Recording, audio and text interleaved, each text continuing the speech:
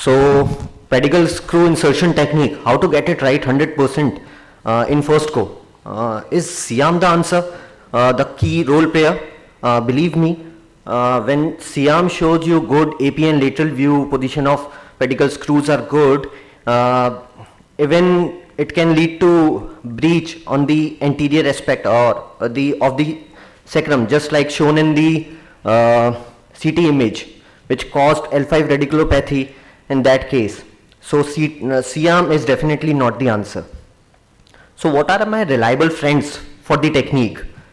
Anatomy is the foremost. The understanding the pedicle anatomy is the foremost reliable thing. You have to understand the anatomy of pedicle. It is a funnel shaped structure with a cancellous mouth, the cancellous footprint with a narrow waist or isthmus, and it opens into a receptive vertebral body. You have to understand the important relations of the pedicle, like just inferior lies the exiting nerve root and medial lies the thecal sac. And you should know how to visualize pedicle in the C-arm, like in a true AP view. The eye of the owl are the pedicles, and other structures you should locate, like how to see facets and the transverse process in the imaging. Whenever I do instrumentation in spine surgery, I always look preoperative imaging to help me, like the CT and MRI for pedicle width, for the medial angulation, is there any rotation in the vertebra, or to see facetal hypertrophy, which can make my entry point getting difficult. The patient position should be neutral. Try not to hypolordoze when you are instrumenting. Now the other most important thing is exposure. See, you don't see the pedicle when you are doing surgery from posterior aspect. You just imagine pedicle in relation to posterior structures.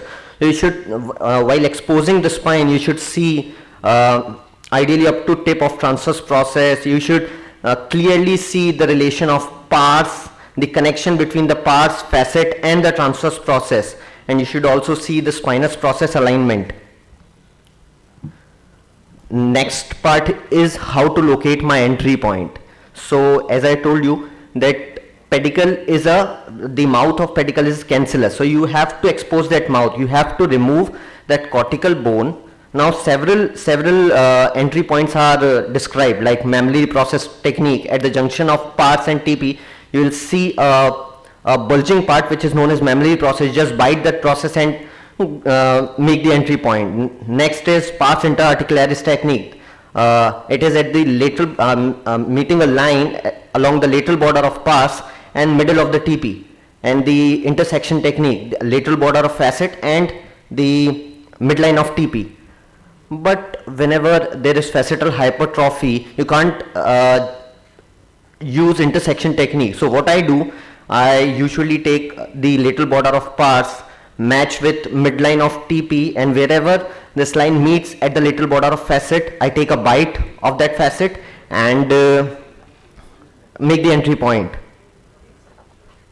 What about in thoracic spine? How will you make the entry point? So in T12 and T1, the entry point lies at the middle of transverse process or the mammillary body along the lateral border of superior articular process. As you go upwards up to T3, the entry point moves just above and medial, but don't go from medial to middle of superior articular process. At T1 and T2, it again moves lateral from up to middle of transverse process and to lateral border of SAP. What I do between T3 and T10, I usually locate the lateral border of superior articular process and go 2 millimeter caudal and medial to that and make the entry point. Bite that process, bite that cortical bone and expose the cancellous mouth. Now you read, now I have to create my pathway in that tunnel, but there are a lot of angles described in articles, like you have to go 5 degree, 10 degree, 15 degree, 20 degrees. So how to get my trajectory right? For cordocephaly trajectory, you have to go perpendicular to lamina. If your lamina is this, you have to go like this. If your lamina is this, you have to go perpendicular to it. If you can't expose the lamina, just expose the transverse process, go perpendicular to it. And for mediolateral trajectory, just remember that at thoracolumbar area, the trajectory is moreover straight or slightly medially angulated. At the other levels, it is definitely more medially angulated, but you have to rely on your tactile feedback while getting this mediolateral trajectory. Use spinous process as a guide. Always try to aim medially and always gently insert probe. Don't apply any kind of force. Always a gentle rotation from 11 to 1 o'clock. If the entry is difficult, you can use ball tip probe to push the cancellous bone inside that tunnel. And once you get past the tunnel and you insert your probe in the vertebral body is ready to take that probe. There are some peculiarities you have to remember about thoracic pedicle. That thoracic vertebra is a conical bone. High chances of lateral vertebral body breach are there, and the vital structure proximity give you less margin of error. I personally use gear shift technique in my thoracic pedicle screws, where I use a curved Lenke probe. For the first 15 to 20 millimeter, I keep it stripped away from medial wall, and then after that I feel all my pedicle walls are intact, and then just take out and shift my gear towards the midline. Don't go like this. Don't do too much medial angulation. Always gear shift gradually.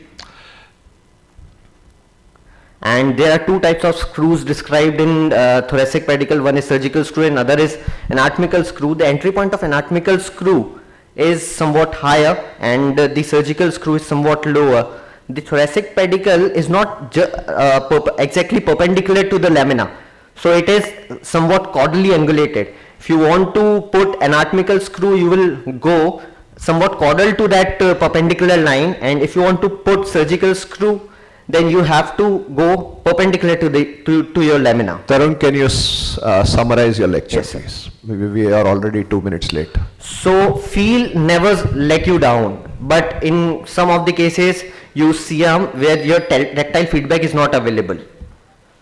Thank you.